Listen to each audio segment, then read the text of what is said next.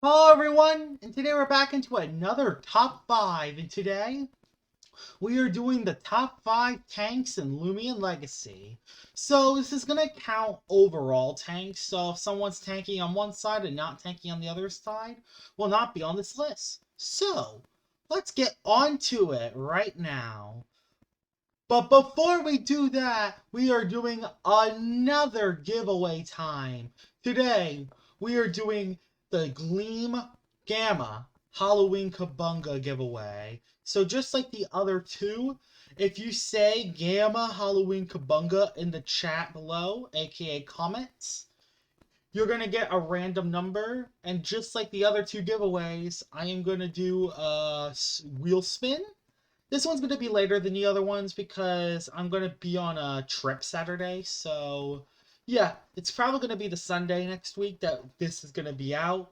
But once the wheel spin happens and your number is rolled, you can win Gamma Halloween Kabunga. So, good luck on winning this. So, let's get into the top 5 tanks in Loomian Legacy. So, number 5 under this list, it's actually going to be interesting because it's going to be Illuminati. And yes, Illuminati is probably one of the best overall tanks in the game. That is mainly because it has great defenses on both sides, solid health, and its power napper ability makes it one of the best pivot users in the game. But it isn't the best tank overall. And also, its defenses are not as high compared to other Loomians, but it doesn't mean it cannot tank hits.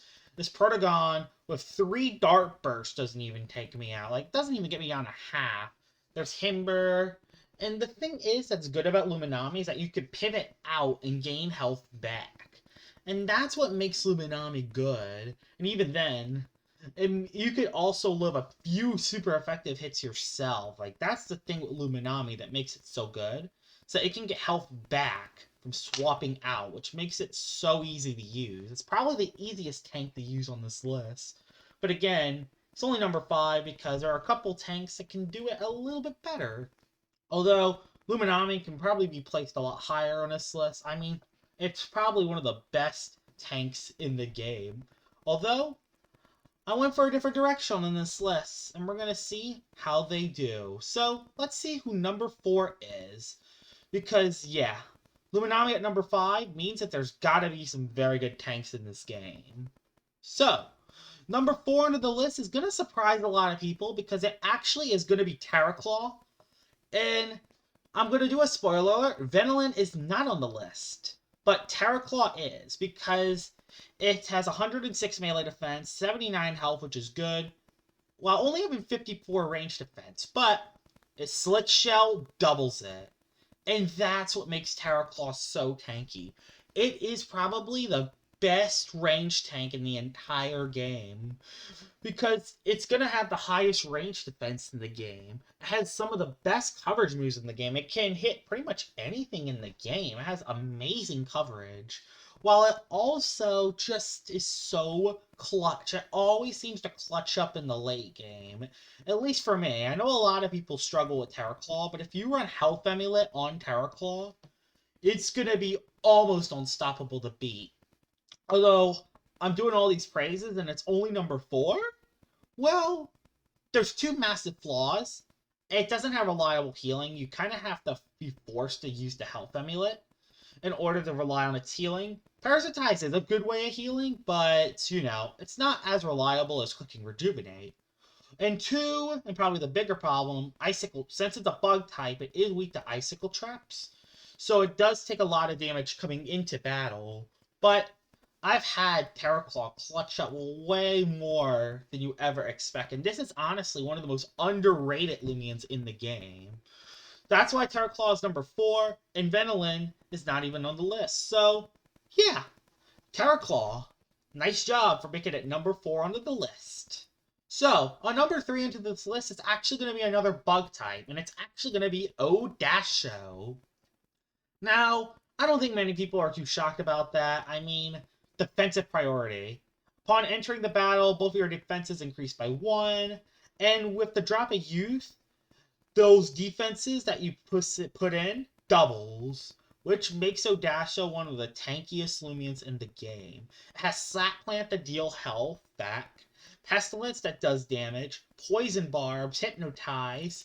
You can even run Return to Sender to do massive damage back. Dodge to dodge attacks.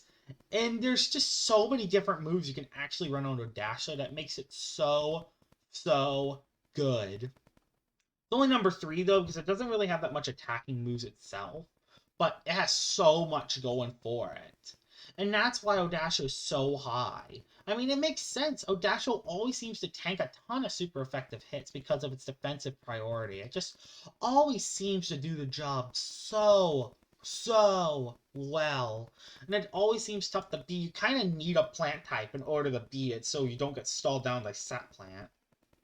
And if you go, but it is annoying to use. If you're stuck in a stall battle with it in a Swolder, it takes forever.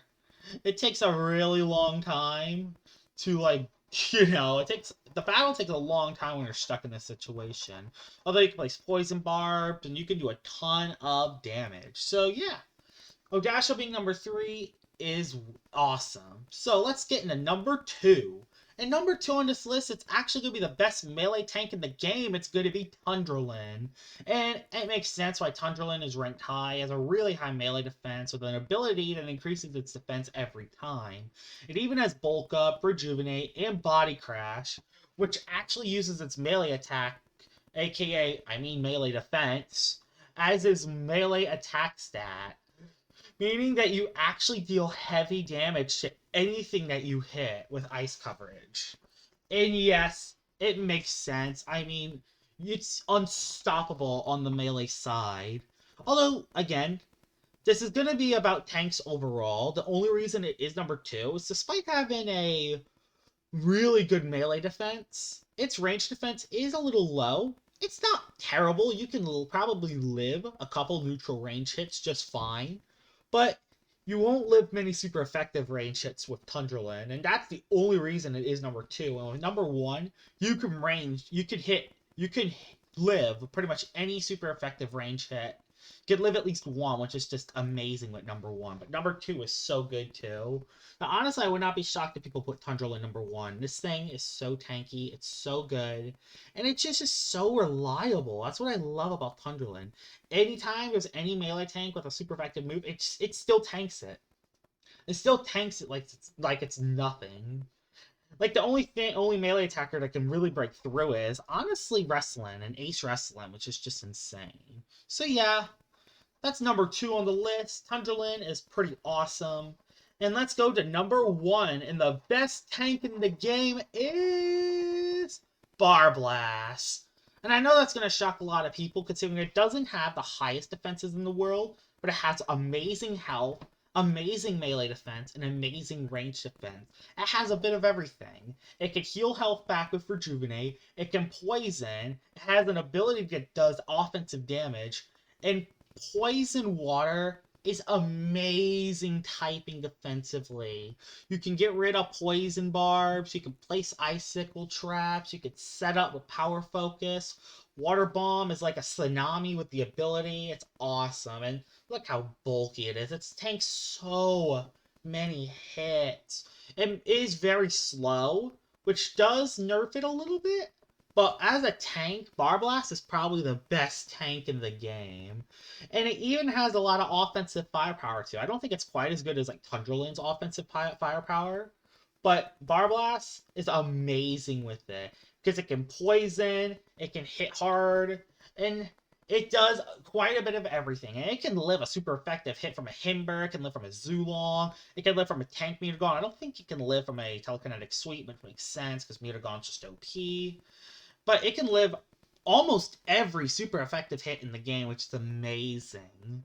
And that's why Barblast is in the number 1 slot, which it makes sense. If there's something that can live pretty much any super effective hit in the game, it's going to be ranked so high. While also hitting very hard in return and one-shotting stuff in return.